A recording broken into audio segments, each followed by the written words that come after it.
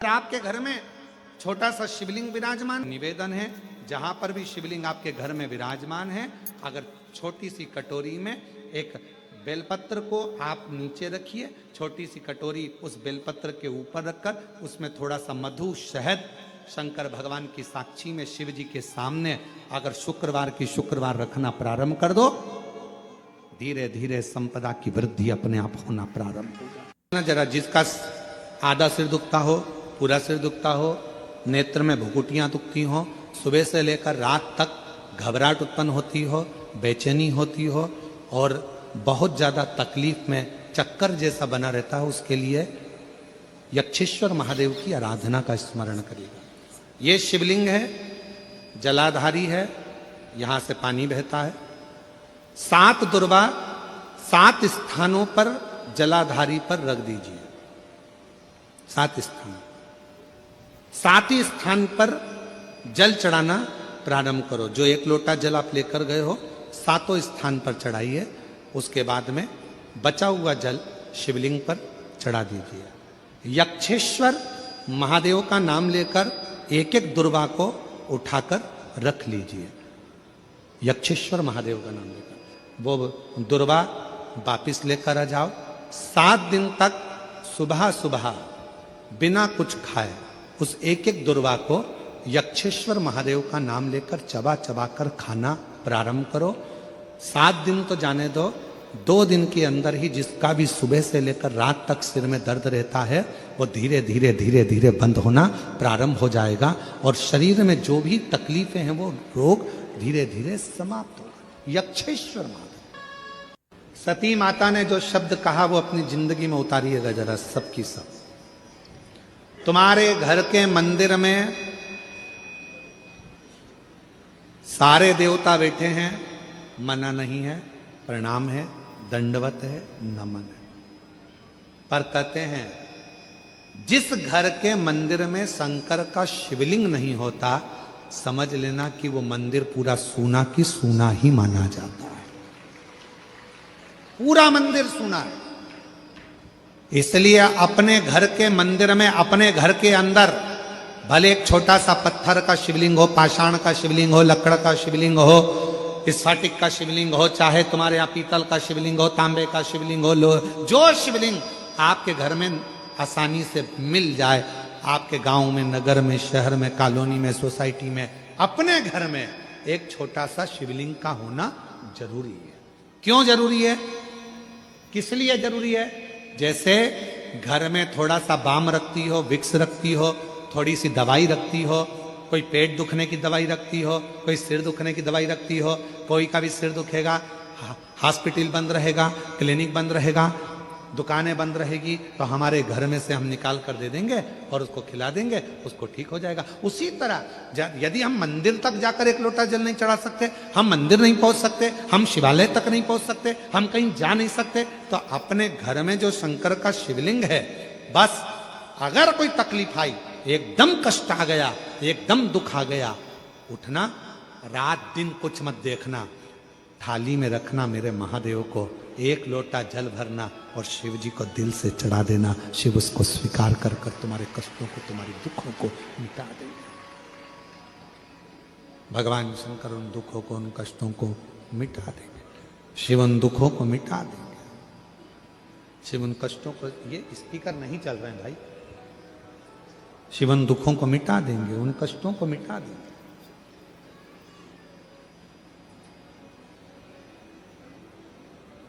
शिव के मंदिर में जाकर नहीं पहुंच पाए, रात्रि का समय है, नहीं पहुंच पाए, मंदिर के पट बंद है, नहीं पहुंच पाए, तो कम से कम शिव के करीब में जाकर भगवान शंकर को 1 लोटा जल चढ़ाकर अपने घर के मंदिर में, अपने घर के शिवलिंग पर जब 1 लोटा जल हम समर्पित करेंगे तो हमको ये लगेगा ना कि हमारे शिव को हमने चढ़ाया।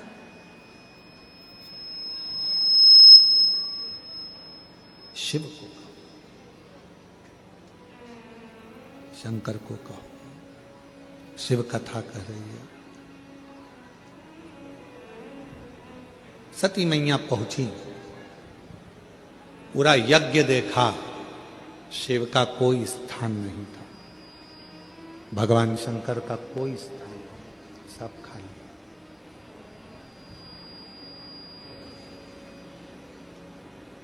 तुम्हारा कितना भी बड़ा मकान हो, तुम्हारी कितनी बड़ी भी प्रॉपर्टी हो, उस मकान में, उस घर में अगर शंकर का शिवलिंग नहीं है तो तुम्हारा प्रॉपर्टी, तुम्हारा मकान किसी काम का नहीं।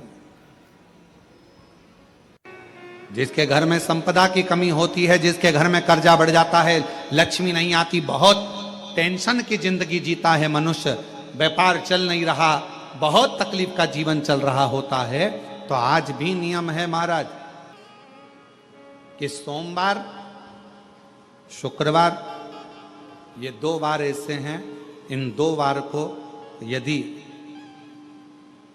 कटोरी में थोड़ा सा शहद रखकर, मधु रखकर, यदि लक्ष्मी जी का स्मरण किया जाए और माता लक्ष्मी जी का स्मरण कर कर एक लाल पुष्प उस कटोरी के सम्मुख में माता लक्ष्मी का नाम लेकर रखा जाए और बाद में वही शहद, वही मधु और वही पुष्प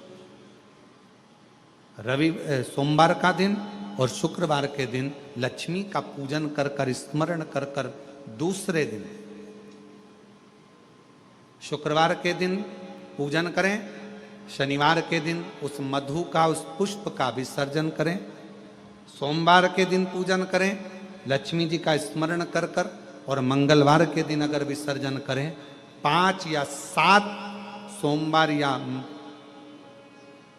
शुक्रवार को यदि आप मधु का भोग लक्ष्मी जी को लगाना प्रारंभ कर दें, शिव का नाम स्मरण कर कर, तो उसके घर में कभी संपदा की कमी नहीं होती, लक्ष्मी उस संपदा को बढ़ाती। शुक्रवार के दिन बेलपत्री के वृक्ष के नीचे बैठकर घृत का दिया लगाकर, शरीर में जो रोग है उसका स्मरण कर कर, शंकर जी से विनय कर कर, हे भोलेनाथ, आपने शुक्र देवता को संजीवनी मंत्र दिया है, तो क्या आप मेरे को वो मंत्र प्रदान नहीं करोगे?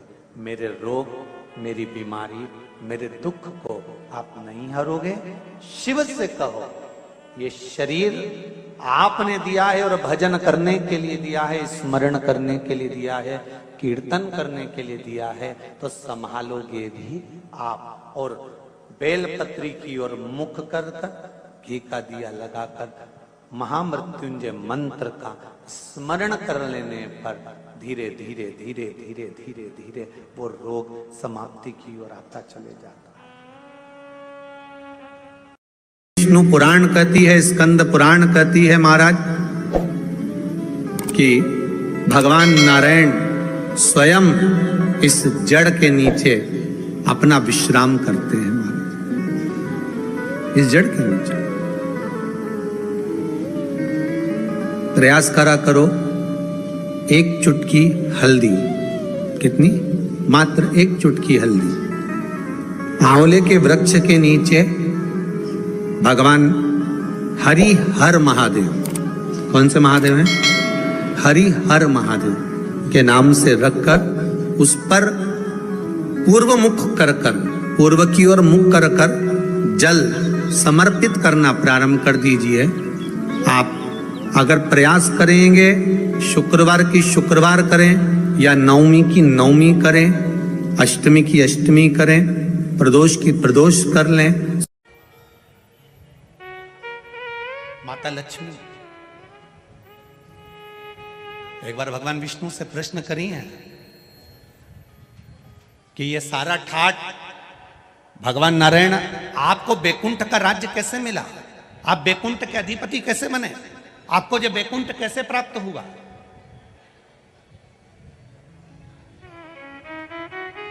राम जी महाराज, भगवान विष्णु आप राम जी के अवतार हुए, राम जी बनकर आपने अयोध्या का राज्य भोगा, कृष्ण का अवतार लिया, द्वारका का राज्य भोगा, मथुरा का राज्य भोगा, ब्रज का राज्य भोगा। आखिर आपको ये राज्य हर घड़ी, हर पल, हर क्षण कैसे प्राप्त होते हैं? किस तरह से? भगवान विष्णु से माता लक्ष्मी ने प्रश्न करा है विष्णु पुराण के अंतर्गत, और कुर्म पुराण में भी इसका वर्णन प्रश्न किया। ये आपको सुख कैसे मिल जाता है?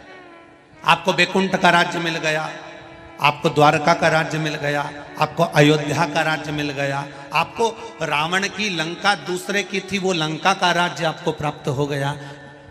ये कैसे प्राप्त हो जाता है? भगवान विष्णु ने अपनी धर्म पत्नी माता लक्ष्मी से कहा, लक्ष्मी मैं प्रतिदिन शंकर के शिवलिंग की आराधना करता हूं। लक्ष्मी जी ने कहा, क्या नाथ मैं शिवलिंग की आराधना कर सकती हूं? क्या मैं शंकर के शिवलिंग का पूजन कर सकती हूं, उसकी आराधना कर सकती हूं? भगवान कहते हैं, भगवान विष्णु ने माता लक्ष्मी से कहा, लक्ष्मी सारे देवी देवताओं ने अलग अलग शिवलिंग का निर्माण करा। किसी ने पारद का शिवलिंग बनाया, किसी ने मोती का शिवलिंग बनाया, किसी ने स्फटिक का शिवलिंग बनाया, किसी ने स्वर्ण का शिवलिंग बनाया, किसी ने हीरे का शिवलिंग बनाया, किसी ने पन्ना का शिवलिंग बनाया। तुम्हारी मर्जी पड़े, तुम वो शिवलिंग का निर्माण करो। माता लक्ष्मी ने सुंदर आनंद के साथ एक पुखराज का शिवलिंग का निर्माण करा और सुंदर माता ने उस शिवलिंग की आराधना और पूजन करना प्रारंभ कर दिया। अब क्या मिला माता लक्ष्मी जी को? लक्ष्मी जी को मिला क्या?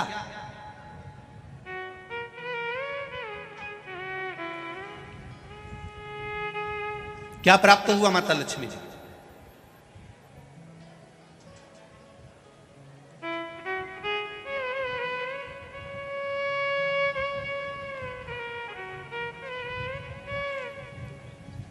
भगवान कृष्ण की प्रिया है राधिका जी, राधिका जी के प्रिय हैं भगवान कृष्ण। राम जी को बीच में कुब्जा भी मिली, सुपनखा भी मिली, पर मेरे नारायण को बहुत कुछ प्राप्त हुआ, पर आज भी लक्ष्मी जी को क्या मिला है? तो कहा, लक्ष्मी तुम किस चीज के लिए शिव जी की आराधना कर रही हो? लक्ष्मी जी कहती हैं, बस आपके चरण की सेवा मुझे दिन रात मिले। नारायण कहते हैं, मैं तो भगवान शिव के सेवा में लगा रहता हूं और आप मेरे चरण की सेवा मांग रही हो? तो मेरे चरण की सेवा ऐसे नहीं मिल सकती। कोई देगा तो वो देवाधिदेव महादेव ही दे सकते। घोर तप माता लक्ष्मी ने करना प्रारंभ करा। शिवलिंग का स्नान कराती, शंकर भगवान का अभिषेक करती, शंकर भगवान की पूजन करती, शिव जी का सुंदर आनंद से श्रृंगार करती।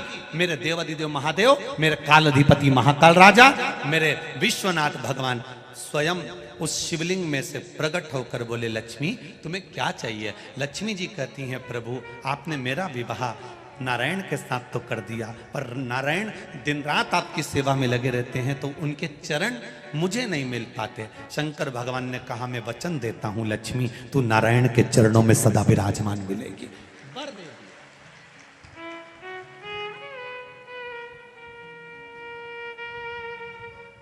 ब्राह्मण हो, क्षत्रिय हो, वैश्य हो, शूद्र हो, बच्चा हो, जवान हो, बूढ़ा हो, बेटी हो, बेटा हो, नारी हो, पुरुष हो, जो है अगर वो शिव की आराधना में लगा है, उसका मनवांछित फल की पूर्ति हुई है, प्राप्ति हुई है। और कोई तुमसे कहे कि स्त्री शंकर भगवान का आराधना कर सकती है, पूजन कर सकती है, तो दूर नहीं जाना।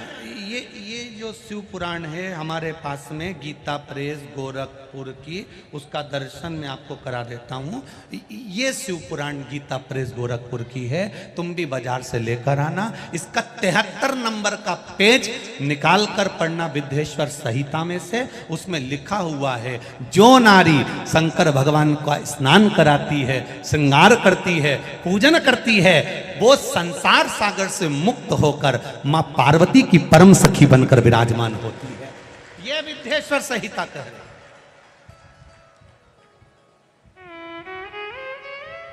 और इसी शिव महापुराण का 73वें नंबर का पेज पढ़ने के बाद में 75 नंबर पेज को पढ़ना विद्येश्वर संहिता का, उसमें लिखा है जो शंकर भगवान को जल चढ़ाकर उस जल का आचमन करता है वो 3 ताप से दूर हो जाता है। ये मेरा निवेदन है आस्था चैनल वालों से।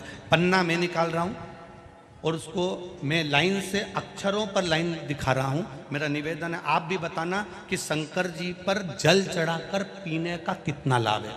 प्रश्न नंबर 75।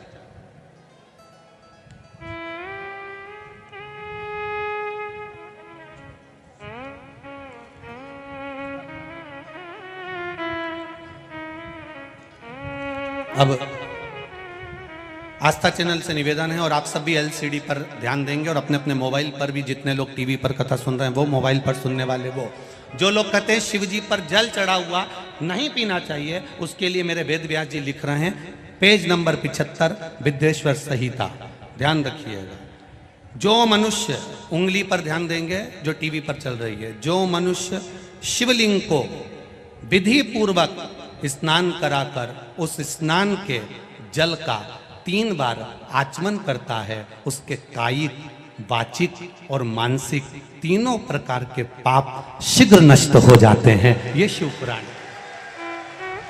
अब शंकर भगवान के शिवलिंग पर चढ़ा हुआ नैवेद्य, शंकर भगवान के शिवलिंग पर चढ़ा हुआ प्रसाद खा सकते हैं कि नहीं खा सकते? कोई कहता है महाराज जी स्वान की योनि हो जाएगी, कुत्ता बन जाओगे, कोई कहेगा ये बन जाओगे, कोई कहेगा वो बन जाओगे। अब उसको पढ़िए पेज नंबर 75 शिव महापुराण विद्येश्वर संहिता। मेरी उंगली चल रही वहां पर ध्यान देना। भगवान शिव का नैवेद्य अग्रह है। इस भगवान भावना को मन से निकाल दें कि शिव जी का चढ़ा हुआ प्रसाद नहीं खाया जाता। ये भावना मन से निकालें। शिव के नैवेद्य को देख लेने मात्र से भी सारे पाप दूर हो जाते हैं। खाने की तो बात ही दूसरी है। अब क्या लिखा है अगली लाइन, उसको खा लेने पर तो करोड़ों पुण्य अपने भीतर आ जाते हैं। आए हुए शिव नैवेद्य को, जो शंकर का प्रसाद है, शिव जी पे चढ़ा हुआ नैवेद्य है, अगर वो आपके सामने आ जाए उसको सिर झुकाकर प्रसन्नता पूर्वक खा लेना चाहिए। जो शंकर के चढ़े हुए नैवेद्य को ये कह देता है कि थोड़ी देर से खाऊंगा, वो पाप में लिप्त होता चले जाता है। यहां तक उसका वर्णन किया। वो मनुष्य पाप में बंध जाता है। इसलिए शंकर को चढ़ा हुआ नैवेद्य, भगवान का बस केवल नैवेद्य का दर्शन ही हो जाए तो जीव कोटि कोटि पुण्य प्राप्त कर लेता है। वो शिव तत्व है। ये शिव महापुराण है। अब आज के जमाने में नए नए पंथ बन गए, नए नए पंथ चल गए, तो उन्होंने अपने को उठाने के लिए शंकर जी की निंदा कर दी। शिव जी के मंदिर मत जाना, शंकर का प्रसाद मत लेना, शिव जी को देखना मत, शंकर के द्वार मत जाना।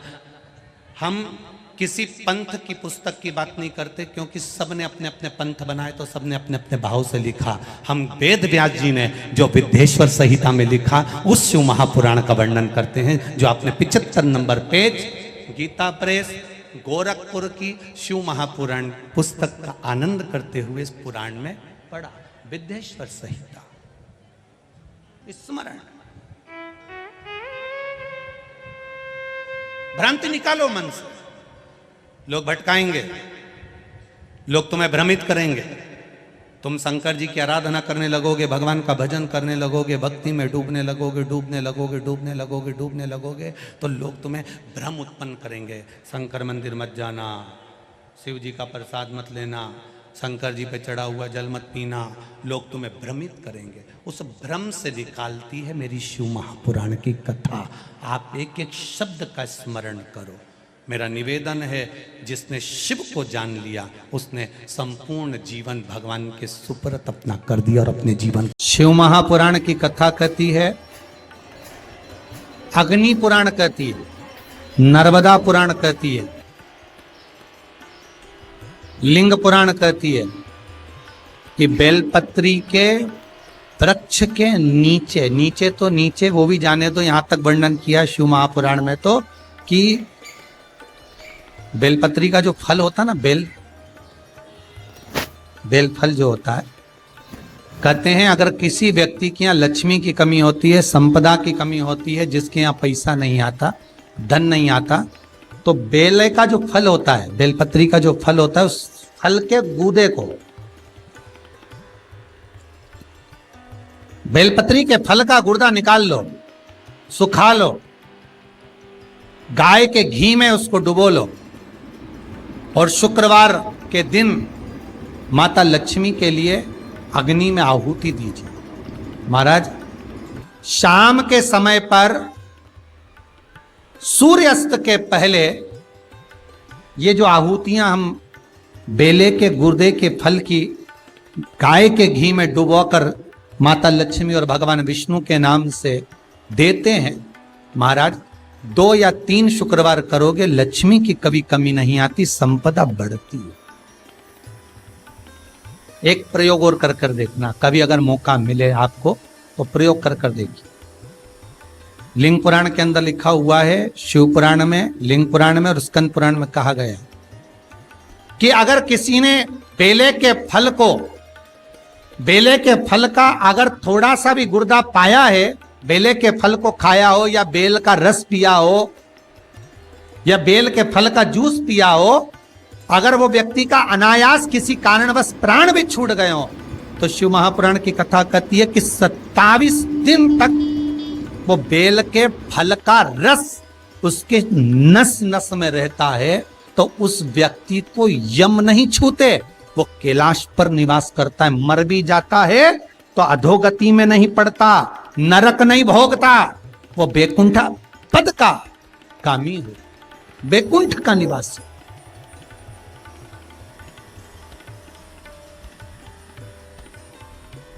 बैकुंठ का निवासी।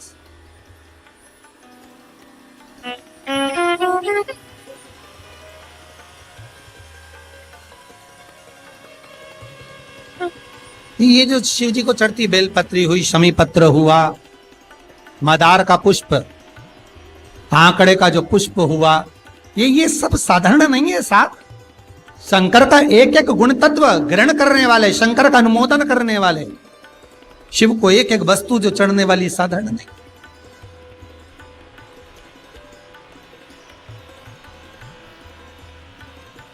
महाराज, हम तो आपसे निवेदन पहले भी करे, आज फिर करते।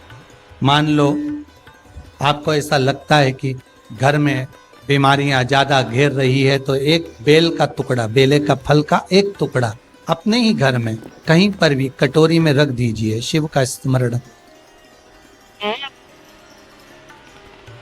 सुख प्रदान करेगा।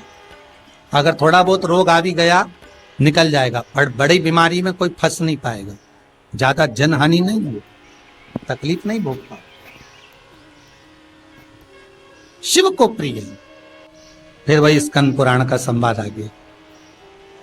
बेल पत्री के वृक्ष की जो जड़ होती है, उस जड़ के अंदर 33 कौटि देवताओं का निवास होता है। 68 करोड़ तीर्थ बेलपत्री के पेड़ के नीचे रहते हैं।